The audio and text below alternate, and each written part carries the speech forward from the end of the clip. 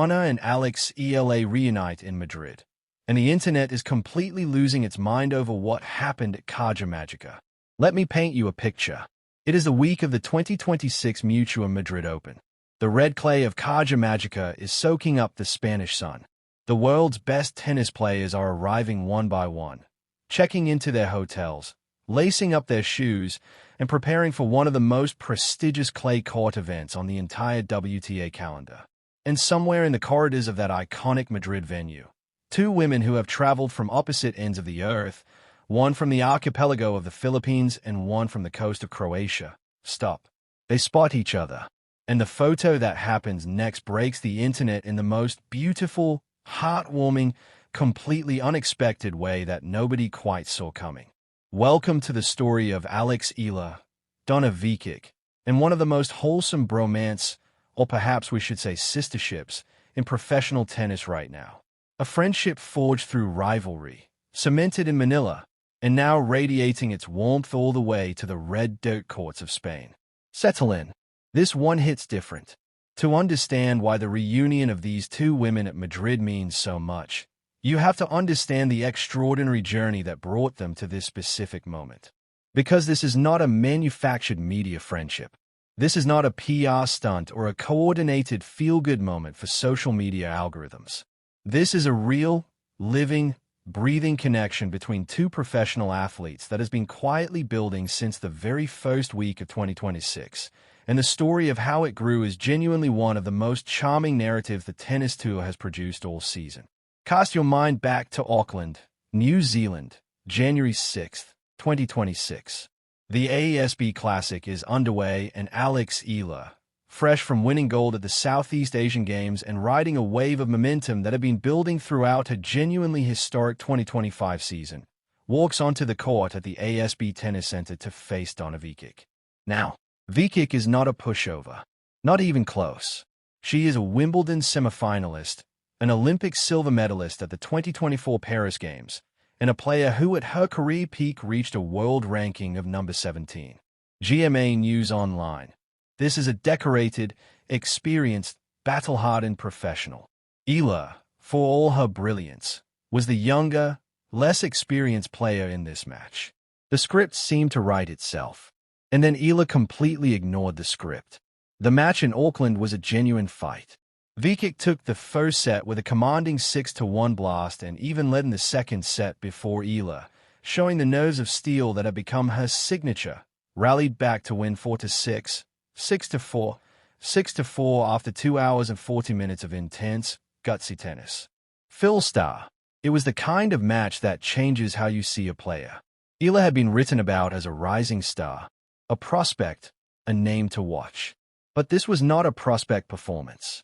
This was a competitor digging into the deepest reserve she had against a proven international quality opponent and finding a way.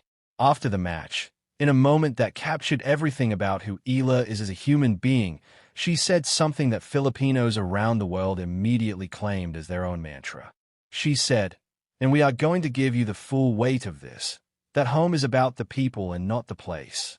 The Filipino crowd had filled that Auckland stadium and made it feel like Manila, and Eala recognized it, named it, and thanked them for it. That one sentence went viral, and rightly so. But the story was not done, because just days later, the two met again, at the CAJA Classic Exhibition Tournament in Melbourne. Serving as Eala's final warm-up before the Australian Open, she and Vikic were drawn against each other again. And once again, the result went the same way. Eala winning in straight sets, 6-3, 6-4, for her second consecutive victory over the Croatian star in the space of just over a week. Inquirer.net. At this point, a lesser person might have felt frustrated. 2 losses in short succession to the same opponent, both in front of a crowd that was roaring for the other player, both in conditions that were not particularly favorable. But Donna did something that told you everything about her character. She laughed. She genuinely, openly, self-deprecatingly laughed. In the press room ahead of the inaugural Philippine Women's Open in Manila, Vikic addressed her back-to-back losses to Eala with a joke that landed perfectly, saying that she had played Eala twice and lost twice, so she figures Eala clearly has a good relationship with her. She also described Eala as a really sweet girl. GMA News Online.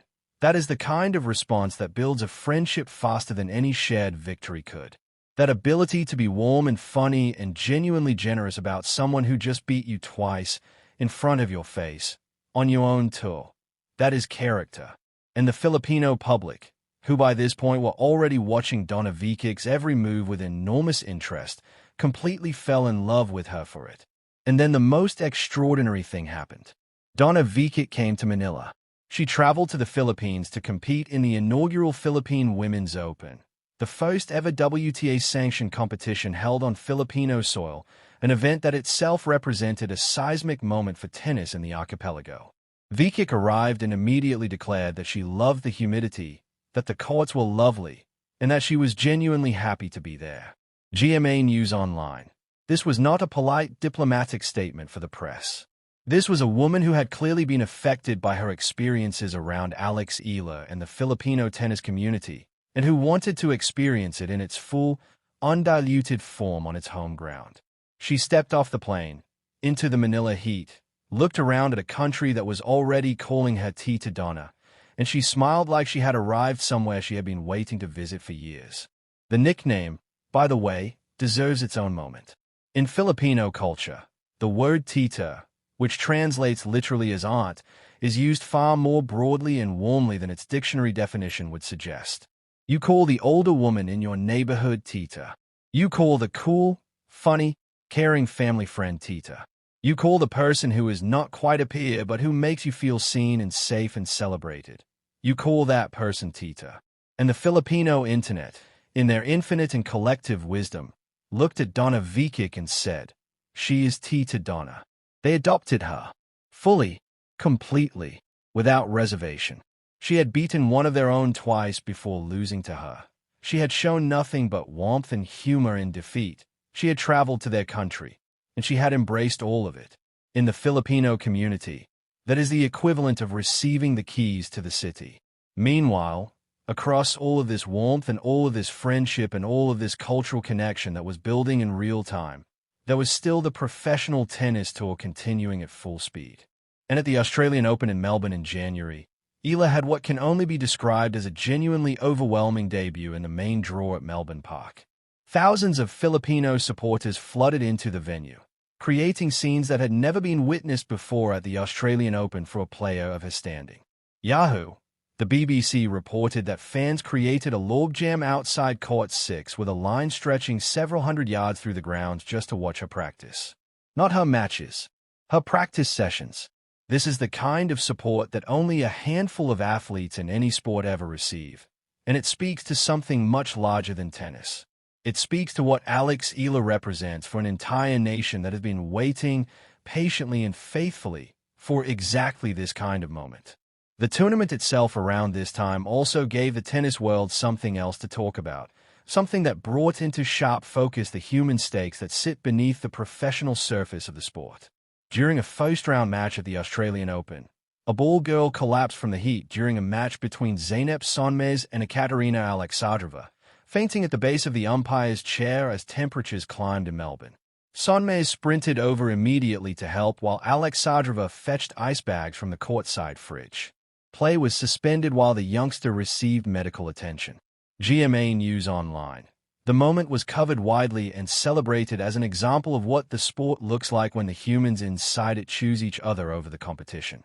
Sonmez herself said something afterward that echoed around the tennis community, that it will always be more important to be a good human being than a good tennis player.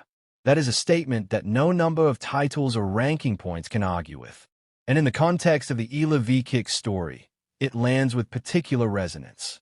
Because what the friendship between Alex Eala and Donna Vicic is fundamentally about is that same choice. The choice to be generous. The choice to be warm. The choice to treat the people across the net from you not as obstacles to be eliminated, but as fellow travelers navigating the same relentless, demanding, beautiful, and brutal world that professional tennis represents.